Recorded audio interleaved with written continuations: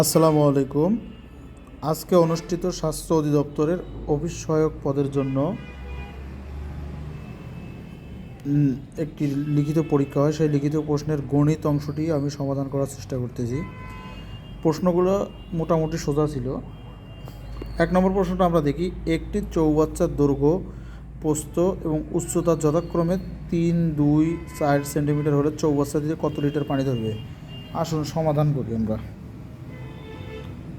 সমাধান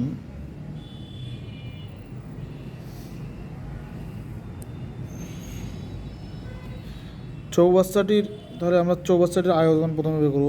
চৌবাচ্চাটির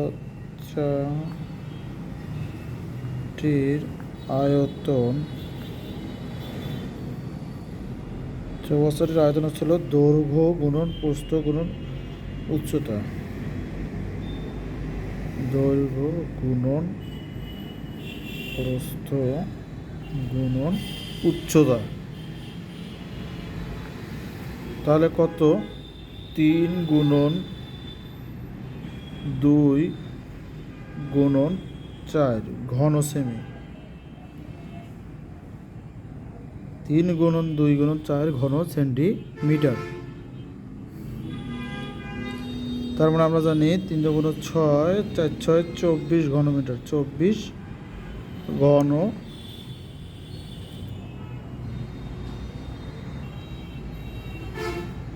সেন্টিমিটার। আবার আমরা জানি সেটা হচ্ছে 1 ঘন মিটার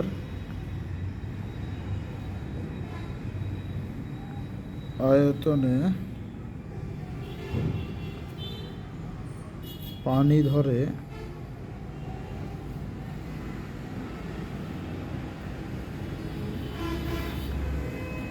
1000 লিটার।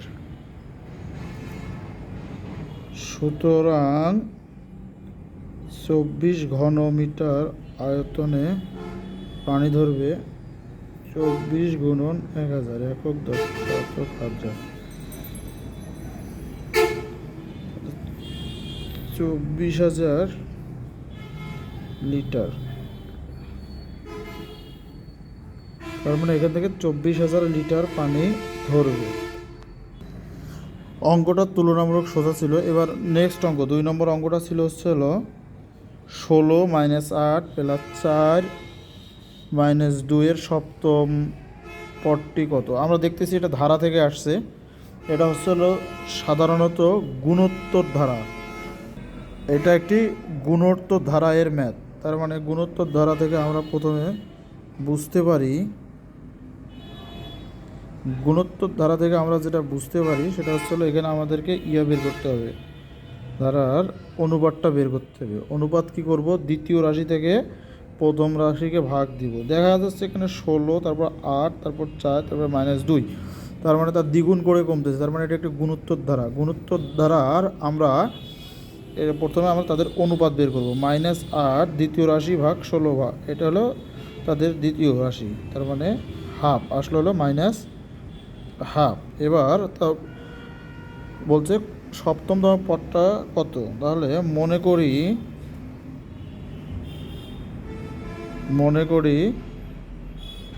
n = 7, যেহেতু 7তম পদ বসছে। সুতরাং আমরা জানি a = সপ্তম পদটি হচ্ছে a =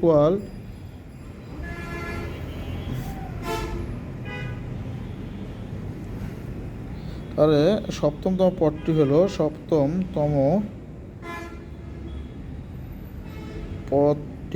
হলো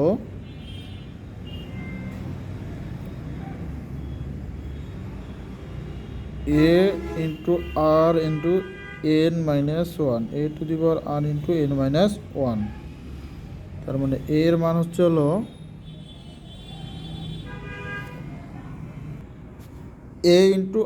r⁴ n - 1। তার মানে এ হচ্ছে আমাদের প্রথম পদ হচ্ছে 16।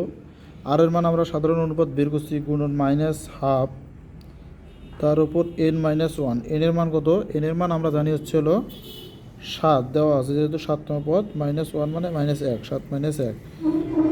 তার মানে হচ্ছে 16 গুণন হাফ মাইনাস হাফের ওপর 6 পাওয়ার। তো মাইনাস হাফের ওপর 6 পাওয়ার আমরা জানি পাওয়ারের ওপর জোর পাওয়ার থাকলে তাহলে মাইনাস মাইনাসে প্লাস হয়ে যায় 16 গুণন 6 পাওয়ার আর মানে 2-এর ওপর 6 মানে 1/64, তার মানে 6 16 4 4, তার মানে সুতরাং সপ্তম পদটি হলো 1/4 প্লাস 1/4। এবার 3 নম্বর যে অঙ্কটা আসছিল লিখিত পরীক্ষায়, 6 মিটার বাহু বিশিষ্ট একটি ত্রিভুজের ক্ষেত্রফল কত? এটা আরও সোজা। আমরা জানি সমবাহু ত্রিভুজের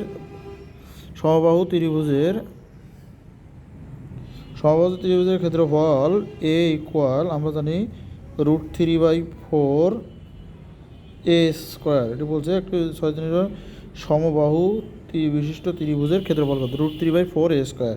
তার মানে √3/4 এর মান কত আছে? 6-এর ওপর এ স্কোয়ার, তার মানে √3/4 গুণন 6 6 36 36, 4 এককে 4, 4 9 36, সুতরাং 9√3 বর্গমিটার। সুতরাং ক্ষেত্রফলটির হবে 9√3 বর্গমিটার। আশা করি যা আমরা সবাই বুঝতে পারছি। অঙ্ক 3টি ভালো ছিল, যারা দিছে আশা করি যারা এইভাবে দিছে তারা ফুল নাম্বার পাবে। আমাদের এই ভিডিওগুলো ভালো লাগলে আমাদেরকে ফলো করুন।